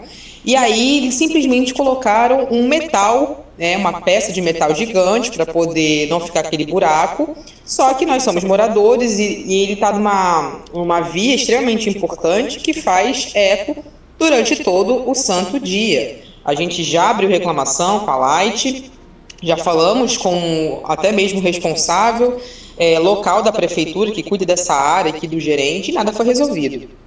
E isso já desde a semana do Natal. Então, assim, não tem como a gente dormir com esse problema acontecendo. Alô, Light, vamos resolver isso, porque todos os moradores estão sendo impactados com esse tamanho barulho. Refaça o que estava feito, onde os transportes que passam não tem nenhum tipo de prejuízo no seu veículo, quanto a gente conseguir voltar a dormir. Ali no cruzamento da Frei Caneca com Rua do Riachuelo, a Light fez um serviço, né, grande, e talvez não tenha terminado o serviço ainda. E aí colocou uma placa de ferro enorme, e aí os veículos quando passam fazem um barulho estrondoso, e isso tem incomodado. Não só, né, pode prejudicar os veículos, né, porque é uma peça gigante de ferro, como também faz um barulho muito estrondoso e de madrugada tem incomodado muito os vizinhos que querem dormir. Pode passar o outro. Olá, pessoal. Eu sou moradora aqui do centro do Rio e é revoltante o que eu vou dizer, mas muitos moradores da Mendiçá, da Rua Riachuelo, né, de toda a parte aqui da Lapa, reclamam da realidade que é de nós moradores não termos sossego em relação ao barulho que persiste dos bares e boates, né? Eles não têm alvará, eles não têm responsabilidade quanto ao horário, quanto à lei, com hospital que a gente tem, por exemplo, de câncer aqui próximo, né? E nós, moradores, que trabalhamos, que não somos vagabundos, que levantamos cedo, que estudamos em casa, trabalhamos em casa. E é claro que parece que é chover no molhado, mas a gente precisa fazer barulho, pessoal. Todos nós precisamos nos unir, os síndicos levantarem um abaixo-assinado do prédio, todos os síndicos se reunirem, o pessoal de associações, o subprefeito, todo mundo se unir para que, de fato, seja colocada uma lei e a fiscalização, porque a lei ela até existe da perturbação do sossego, mas ninguém fiscaliza. A gente sabe que quando dói no bolso, as coisas acontecem. Então, eu peço que os órgãos fiscalizadores estejam presentes todos os dias e que não aceitem propina, porque a gente sabe que acontece, a gente sabe que rola. Então, por gentileza, Frei Caneca, onde tem bares que não tem alvará, onde ficam até 11, meia-noite, todos os dias com música, com caixa de som virada para a rua. A gente sabe que tem bares com caça-níquel. Como assim? Até quando? Então é revoltante e é por isso que a região central não tem valorização. Você vai comprar um imóvel, você vai vender o imóvel, ninguém quer morar por aqui. Só tem mendigo e sujeira. Nossa, essa moradora soltou o verbo, não é mesmo? São muitos os problemas do centro, são inúmeros, mas assim, no geral o que ela relata aí é a questão da desordem pública. É preciso que a prefeitura olhe aqui para a região antes de pensar em qualquer mega obra de investimento em áreas próximas e faça o seu feijão com arroz, né? Se você fizer o essencial com qualidade, isso já vai ser um grande feito. É o básico, né? Limpeza urbana, isso aí é o básico, é o principal numa cidade. O cheiro. Hoje mesmo eu fui cobrir um pedido de reportagem de moradores aqui do centro sobre o antigo IML. Nossa, eu não conseguia nem gravar direito, era um cheiro muito forte, um odor, assim, absurdo. E aí ela fala sobre a questão das fiscalizações, né, sobre alguns estabelecimentos. Tem que estar acompanhando. Quem autorizou, fez o estudo do impacto na vizinhança, entendeu? O estabelecimento não está cumprindo com o que determina, com o seu alvará, tá errado. Mas a prefeitura também tem que cumprir com o seu papel, que é de fiscalizar, entendeu? Em primeiro lugar, eu acho que tudo é o diálogo, né? Você chega primeiro e chama para uma conversa, tem um diálogo, tenta ouvir. Como o seu Carlos mesmo sinalizou, alguns comerciantes, às vezes, no desespero, né, da situação difícil que está o centro da cidade, acabam pecando e exagerando na sua atuação, na sua atividade. Então, é preciso ter um trabalho primeiro de conversa, conscientização e orientação para que não fuja daquilo que deve ser feito, daquilo que deve ser seguido. E tem também a outra situação que está muito agravante aqui no centro da cidade, que são as invasões que estão sendo estabelecidos comércios irregulares cada vez mais, né? São inúmeros imóveis que estão sendo invadidos, sabe lá por quem, sabe por quais grupos, né? Ou se sabe bem. E acabam subdividindo esses imóveis e colocando estabelecimentos sem alvará, sem nada, e tão pouco fiscalizado. Então também não vale a pena, né? Não é que não vale a pena, né? Também, né, não pode também ter fiscalização para os estabelecimentos que são, né, regularizados e não ter fiscalização para os irregulares. Também, né, tem que ver, né? Primeiro que o estabelecimento irregular não era nem para existir. Já começa aí. Se tem estabelecimento irregular, esse não vai seguir as normas da sociedade de jeito nenhum.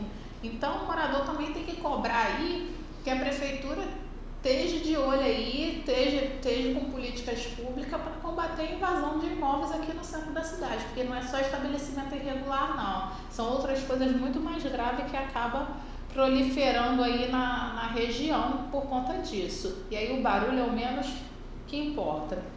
E por outro lado, o comerciante também ele tem que saber qual que é a licença dele, entendeu? É música ambiente, não é show. E se for show, tem que ter o bom senso também de respeitar a sua vizinhança, é o horário e a altura do volume.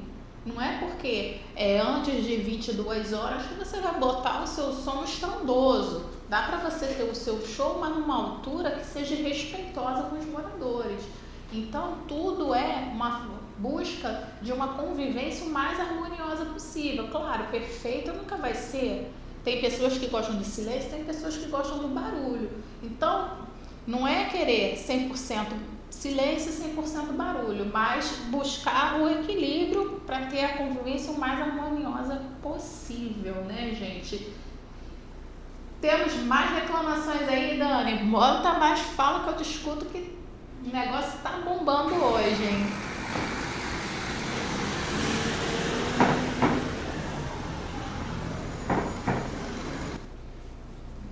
Bom dia, Isis. Tudo bem? Meu nome é Francisco da Silva, sou morador da rua Riachuelo. Gostaria de fazer um pedido ao vereador Vitor Hugo em relação à fachada na rua Riachuelo, mais ou menos na altura da Casa e Vídeo. Está com mau cheiro lá, urina, mau cheiro de pessoas defecando. E se ele pode dar uma olhada ali na fachada. É uma fachada que está com umas madeiras dando suporte na estrutura para não cair. Uma fachada antiga. Do lado esquerdo, dando perto da Casa e Vídeo. Ok? Dá um abraço aí no vereador Vitor Hugo. Eu agradeço a atenção de vocês, tá? Obrigado, Isis. Bom, isso que o seu Francisco, o saudoso São Francisco, está enviando para a gente é o que já foi um imóvel tombado ali do lado do Cores da Lapa, né? E hoje em dia é só uma parte de um muro que está num estado assim deplorável, né? Num terreno baldio, vamos dizer assim, com risco de queda. Por isso foi feito uma estrutura de madeira para tentar resguardar os transeuntes que por ali circulam. Só que acabou gerando um outro problema, que foi para amenizar, né, evitar uma tragédia, né, porque estava num período que todos os prédios antigos estavam caindo.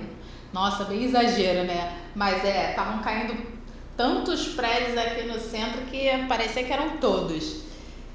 E que foi feito, né, ali, até muito aplaudido na época que foi feito, uma estrutura de madeira para prevenir acidentes que pudesse levar a óbito alguém, como já havia acontecido em um caso há um tempo atrás.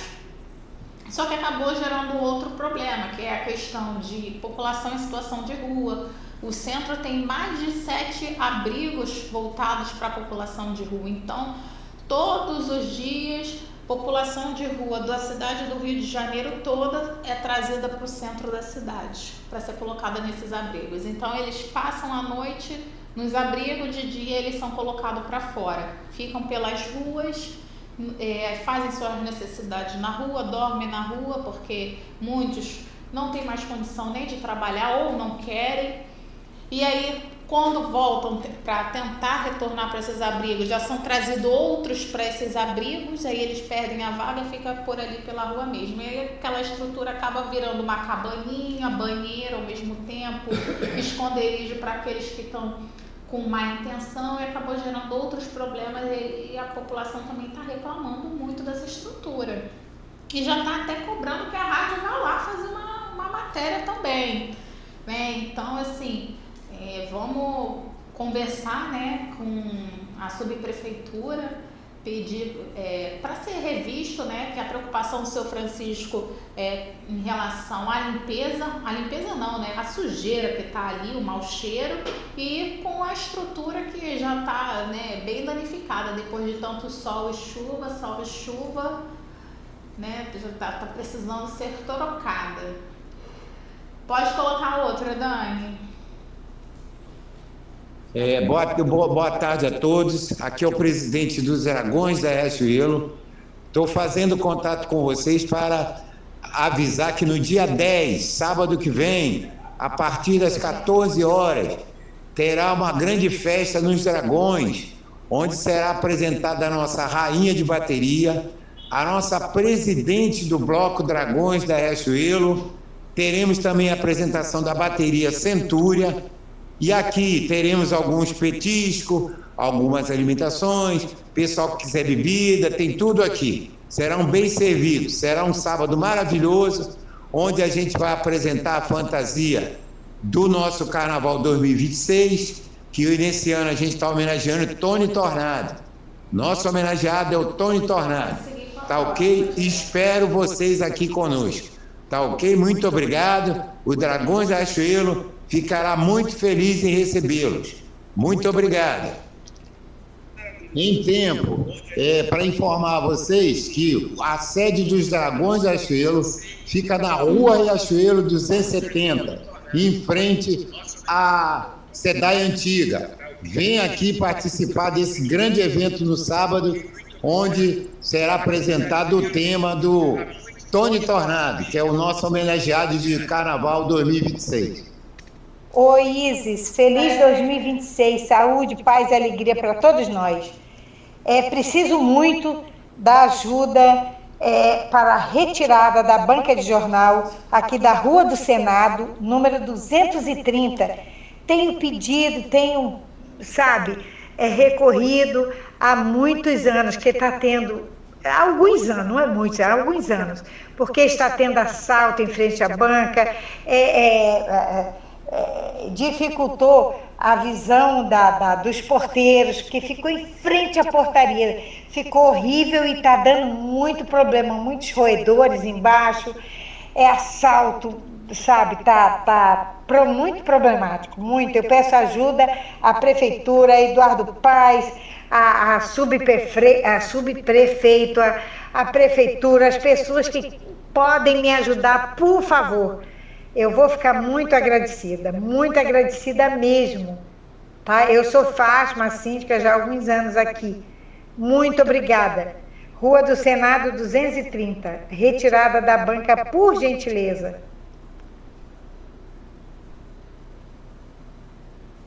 Pode seguir. A Isis vai ser muito bem-vinda a ajuda das pessoas que puderem ajudar a retirar a banca aqui da frente. Está tendo uma aqui da frente do prédio, ela está na frente do prédio mesmo, da portaria.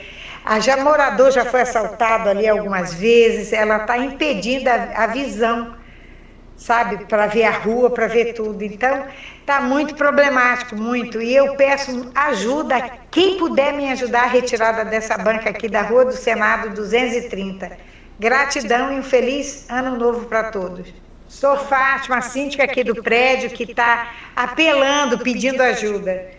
Por favor, ajudem a retirada da banca aqui da Rua do Senado 230, tá bom? Eu vou ficar muito agradecida. Está tendo assalto, muita coisa, dificulta a visibilidade dos porteiros, está tendo problemas mesmo, roedores embaixo e moradores que já foram assaltados ali. Na frente da portaria, dificulta a visibilidade dos porteiros, de quem está chegando. Por favor, eu peço por gentileza, quem puder me ajudar, vou ser grata.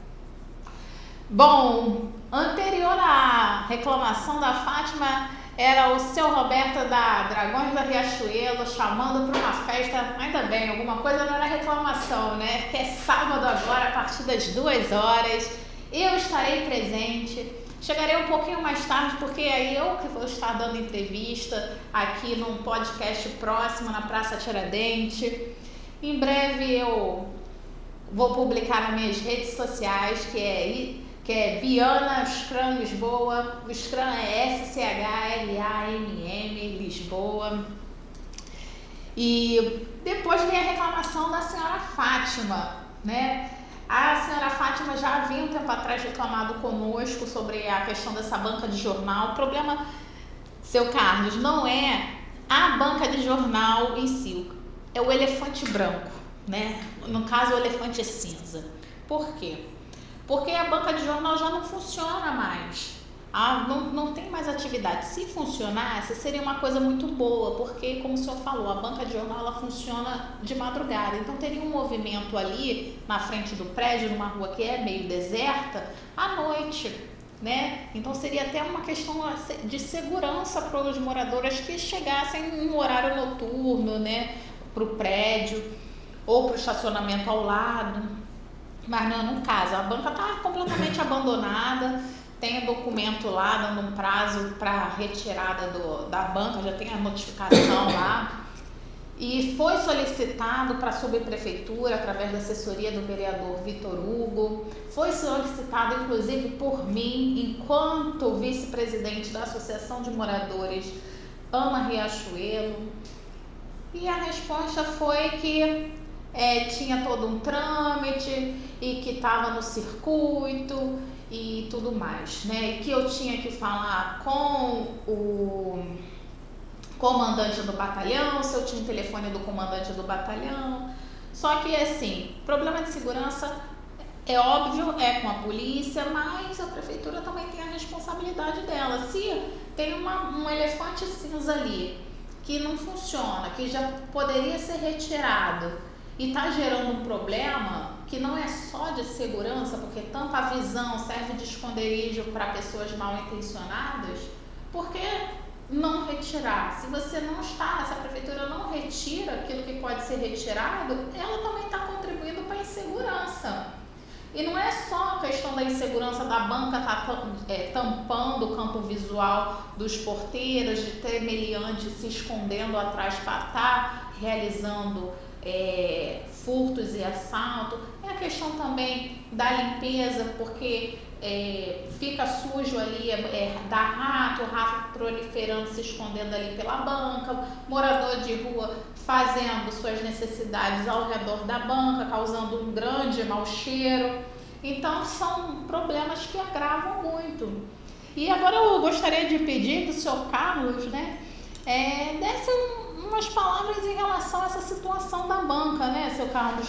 O senhor falou pra gente que tem invasão de banca por cracudo que rouba, furta e tal. Essa banca, por incrível que pareça, esse cracudo sequer mexeu nela.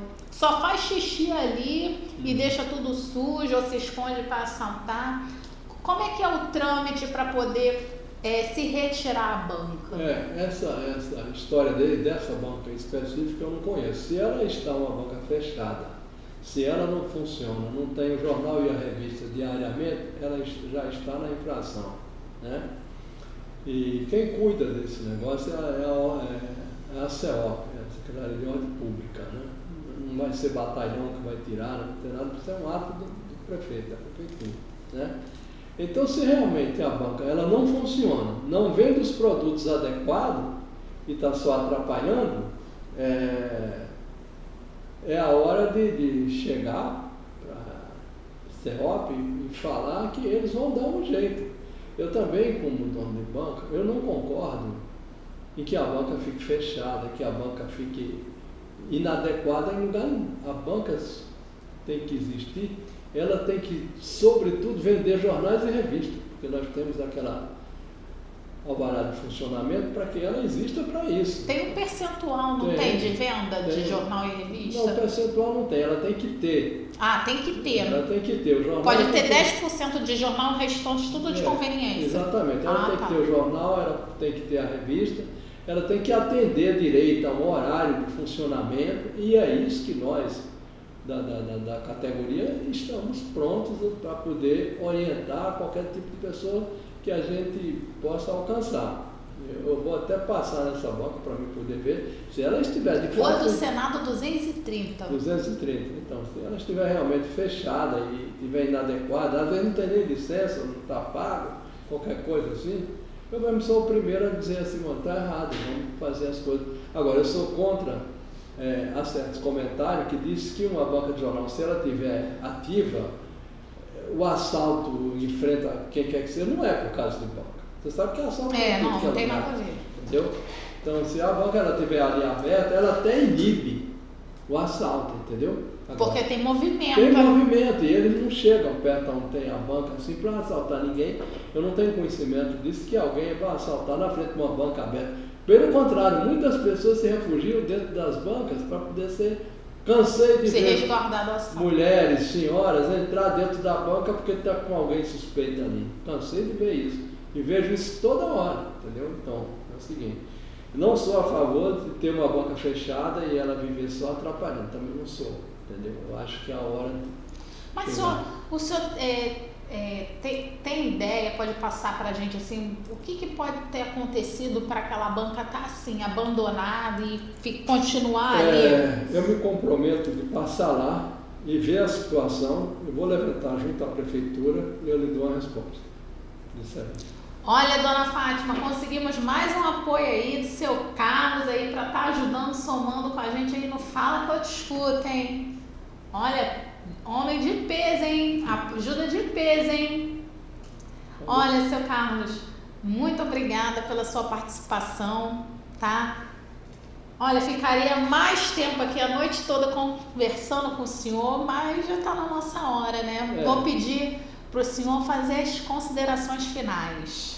Muito obrigado, eu que agradeço por me dar esse espaço para poder estar falando, explicando algumas coisas, falando de bancas, que eu sou apaixonado por bancas, e quero recomendar ao público em geral que vá às bancas, consumam nas bancas, consumam os livros, as revistas. Tem as tabacarias também, no Shopping Rio Sul, ali no Santos Dumont, tem outros lugares aí. E eu digo a vocês o seguinte, aproveite para ir que nós estamos de braços abertos para poder atender. E queremos bancas limpas, ordeiras, com produtos e para atender sobretudo a população. Tá? Fico muito grato. Eu trago até aqui uma lembrancinha dos produtos que nós vendemos. Olha! Muito obrigada. Essa é a nossa marca, Ulisses Tobacco. Olha, gente, que eu ganhei um presente maravilhoso. Que isso? Esse é um licor que se adequa bem em qualquer situação. Olha, gente, que chique. Nós vendemos da W, tem a cachaça W, tem o licor W e consumam, que quem gosta, quem aprecia, é um bom produto, é um excelente produto. Nossa, eu já vou consumir hoje, depois do programa, o meu presente, gente. Olha que maravilhoso. Ai, muito obrigada, seu Carlos. Vitor Hugo deve estar em casa ouvindo, poxa, pena que eu não estou aí. Mas não tem problema não, Vitor Hugo, depois eu te conto, tá? Te conto sobre o sabor desse licor aqui, tá? Do seu Carlos. Muito obrigada, adorei, olha. E quem tiver interesse em conhecer esse produto, onde pode comprar? Pode procurar as tabacarias Ulisses, que lá tem todos esses produtos. Tem a cachaça cristal, a cachaça madeirada, a cachaça prime e o licor. Aonde tem as tabacarias Ulisses? Ulisses? No Shopping Rio Sul, Shopping Botafogo Praia Shopping, no Santos Dumont, naquele shopping do Santos Dumont, ali tem essas tabacarias com essa marquinha aí. Ah, que legal, muito obrigada. Bom, gente, vou guardar aqui meu presente, né, que daqui a pouco eu vou consumir, claro. E agradecer a todos os ouvintes, agradecer seu Carlos, né, a participação, tá contando um pouquinho da experiência de um jovem nordestino que veio aqui para o Rio de Janeiro, desbravar a cidade, que trouxe todos os seus valores, nos apresentou a importância da família na construção da sua própria família, na construção do seu mundo, do seu universo profissional, da influência dos seus valores nos seus negócios, explicou um pouquinho sobre o universo das bancas de jornais, as transformações desse mundo, né? Desde a época das bancas de jornais repletas só de jornais, de revistas, de periódico, para transformações das bancas, que como nós temos hoje, que é um misto de periódicos, de revistas, jornais e conveniência, né? E dando esse apoio aí para nossa ouvinte e tirando as nossas dúvidas e trazendo esse presente, apresentando esse produto maravilhoso pra gente, né? Muito obrigada, seu Carlos, obrigado, ouvintes. Eu que agradeço. E se você tiver alguma demanda pra gente, fala que eu te escuto. Meu telefone é 99-740-2271. Acompanhe a gente também nas nossas redes sociais, no Instagram, YouTube. E lembre, Rádio Tropical Web Brasil é você conectado no mundo e o mundo ligado em você. Ah, e não se esqueça, acompanhe o trabalho do nosso querido vereador Vitor Hugo, hein? Porque é para isso que serve o mandato dele, hein?